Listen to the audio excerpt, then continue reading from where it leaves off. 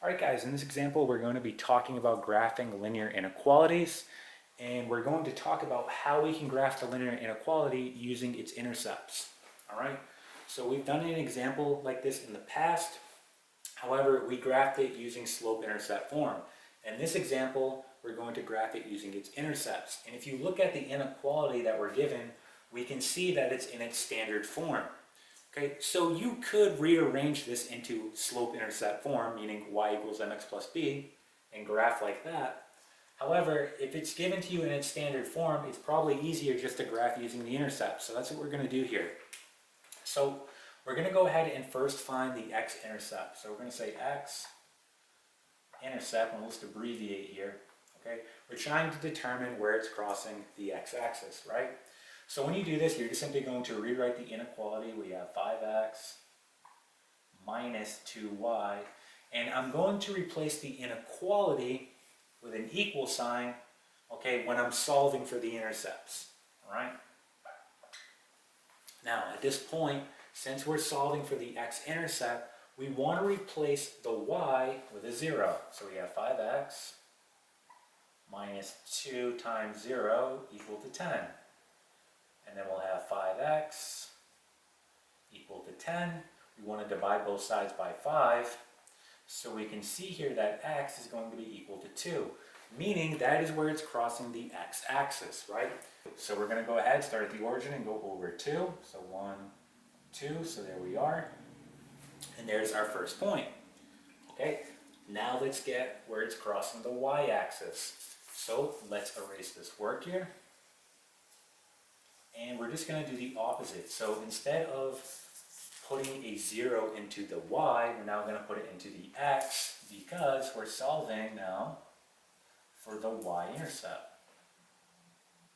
Alright, so let's go ahead and do that. So just replacing the x with a 0 and solving for y. Right? So this will become 0. Now we get negative 2y equal to 10. And we want to divide both sides by negative 2. And we see here that y is equal to negative 5. Meaning this is where it's crossing the y-axis. So starting at 0, we're going to go down negative 5. So 1, 2, 3, 4, 5. So negative 5. Right? And now we want to go ahead and put on our line. Look at the inequality it is equal to. Meaning we're going to use a solid line, not a dashed line. Okay? So let's go ahead and put this line on. We know it's going to be solid. So let's go ahead and do that. So putting this on. And there we are. Now, we have one more step. We have to shade the specified region that will satisfy this inequality, right? So we can include all our solutions here. So in order to do that, we want to pick a test point, just like we did in the first example that we did, right? And I told you, you always want to pick an easy test point. So if possible, you always want to pick the origin or 0, 0. Okay? As a rule of thumb, you never want to pick a test point that falls on the line. Just keep it simple and never pick a test point that falls on a line. So in this case, we can see that 0, 0 does not fall on the line, so we can use that as a test point. So let's go ahead and do that. So just erasing this work here. We're going to pick a test point. So test point. And we said we're going to pick 0, 0. And we know this is x, y. So what we're simply going to do is plug these values into our inequality and see what happens. So we have 5 times 0 minus 2 times 0, right? Just replacing the x and y with 0. And this is greater than or equal to, and we get 10 here. Okay. So we know that this is all just going to be 0 here, so we have 0 is greater than or equal to 10. So is that true? That is not true, right? Meaning, so since our test point, we tested here above the line, we determined it was not true.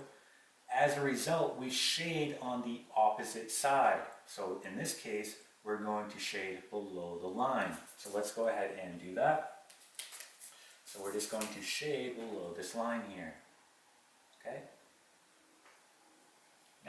what this is saying, right, in this shaded region, any point that I pick in that shaded region will satisfy this inequality, meaning it will make it true. Okay? Any point that I pick in this non-shaded region will make it false. All right? It will not satisfy this inequality. Now, since I have a solid line here, I can pick a point on this line, right? And it will also satisfy this inequality since it's equal to. Okay? So that is graphing linear inequalities using the intercepts.